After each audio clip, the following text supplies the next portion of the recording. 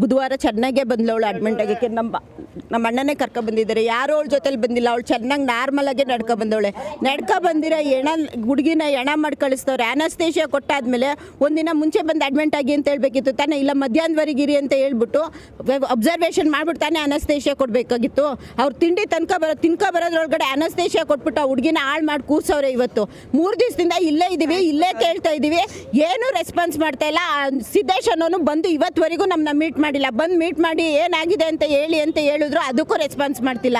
ಕಾರ್ಯಾಲಿಸಿಸ್ನ ಕಳಿಸ್ಬೇಕು ಅಂತ ಹೇಳ್ತಾರೆ, ಲಂಗ್ಸ್ ಡಾಕ್ಟ್ರನ್ನ ಕರೆಸ್ಬೇಕು ಅಂತ ಹೇಳ್ತಾರೆ, ಅವ್ರು ಅಲ್ಲಿ ಬರ್ತವ್ರೆ ಇಲ್ಲಿ ಬರ್ತವ್ರೆ ಅಂತ ಹೇಳ್ತಾರೆ. ಇವಾಗವರೆಗೂ ಒಂದು ಡಾಕ್ಟ್ರೂ ಬಂದಿಲ್ಲ ಸರ್. ಈಗ ಕೇಳಿದ್ರೆ 4 ಲಕ್ಷ ಕಟ್ಟಿ ಅಂತ ಹೇಳಿದ್ರೆ ಬದುಕಿಸ್ ಕಳಿಸ್ತೀವಿ ಅಂತ ಬದುಕಿಸ್ ಕಳ್ಸಕ್ಕೆ ಹೇಳಿ ಸರ್ ಅವ್ರಿಗೆ. ಈಗ ಕೇಳಿದ್ರೆ ನಮ್ಮ ಮಕ್ಳ ಜೊತೆಲೆಲ್ಲ ನಿಮ್ಮ ಹುಡುಗಿ ಬದುಕಿದೆ ಅಂತ ಹೇಳ್ತಿದಾರಂತೆ. ನಮ್ದು ಯಾರನ್ನೂ ಇದು ಮಾಡುವ ಬದುಕಿದೆ ಅಂತೇಳಿ ಬದುಕ್ಬಿಟ್ಟು ಕಳ್ಸಕ್ಕೆ ಹೇಳಿ ಅಷ್ಟೇ. ಅವ್ರು ಎಷ್ಟು ದುಡ್ಡು ಕೇಳ್ತಾರೆ ಅಷ್ಟು ದುಡ್ಡು ಕಟ್ಟಕ್ಕೆ ಹೇಳ್ತೀವಿ. ನಮಗೆ ಆ ಹುಡುಗಿ ಬದುಕಿರೋ ಥರನೇ ಕಳ್ಸಕ್ಕೆ ಹೇಳಿ. ದುಡ್ಡೇ ಹೆಚ್ಚಾಯ್ತು ಸರ್ ಇವ್ರಿಗೆ, ಜೀವದ ಬೆಲೆನೇ ಗೊತ್ತಿಲ್ಲ ಇವ್ರಿಗೆ. ದುಡ್ಡೇ ಹೆಚ್ಚಾಗಿರೋದು ಅವ್ರಿಗೆ. ದುಡ್ಡು 50,000 ಬಂದ ತಕ್ಷಣ 50,000 ಕಟ್ಟಿಸ್ಕೊಂಡವ್ರೆ. 50,000ಕ್ಕೆ ಏನು ವ್ಯಾಲ್ಯೂ ಉಳಿಸ್ಕೊಂಡ್ರಿ ಇವರು? ಹೋಗ್ಲಿ ಆಪ್ರೇಷನ್ ಮಾಡಿದಾರ? ಆಪ್ರೇಷನ್ ಮಾಡಿದಾಗ ಏನೋ ವ್ಯತ್ಯಾಸ ಅಂತ ಹೇಳಕ್ಕೆ ಆಪ್ರೇಷನ್ ಮಾಡಿಲ್ಲ. ಅನಸ್ತೇಷಿಯಾ ಕೊಡುವಾಗ ಆಗಿರೋದಿದು. ಅನಸ್ತೇಷಿಯಾ ಹೆಂಗ್ ಕೊಟ್ರು ಅವರು? ಅನಸ್ತೇಷಿಯಾ ಟೆಸ್ಟಿಂಗ್ ದಲ್ಲಿ ರಿಪೋರ್ಟು, ಆ ರಿಪೋರ್ಟು ಕೊಡ್ತಿಲ್ಲ. ಆಯ್ತು ಅನಸ್ತೇಷಿಯಾ ಟೆಸ್ಟಿಂಗ್ ರಿಪೋರ್ಟ್ ಕೊಡಪ್ಪ, ಅದನ್ನಾದ್ರೂ ನೋಡ್ತೀವಿ ಅಂದ್ರೆ ಆ ರಿಪೋರ್ಟು ಕೊಡ್ತಾ ಇಲ್ಲ ಅವರು. ಸರಿ ಕೇಸ್ ಇಟ್ಕೊಡಿ, ನಾವು ಸೆಕೆಂಡ್ ಒಪಿನಿಯನ್ ಕೇಳ್ಕೊತೀವಿ ಬೇರೆ ಎಲ್ಲಾದ್ರೂ. ಕೇಸ್ ಇಟ್ಕೊಡಿ ಅಂತೇಳಿ ರಾತ್ರಿ 12 ಗಂಟೆ 1 ಗಂಟೆವರೆಗೂ ಕಾದಿದ್ದೀವಿ ಸರ್. ಕೊಡ್ಲಿಲ್ಲ ಅವರು ಕಡೆಗೂ. ಯಾವುದೋ ಒಂದು ಕೈಯಲ್ಲಿ ಬರ್ಬಿಟ್ಟು ರಿಪೋರ್ಟ್ ಕೊಡ್ತಾರೆ ಬೇಕಾ ಬಿಟ್ಟಿಯಾಗಿ.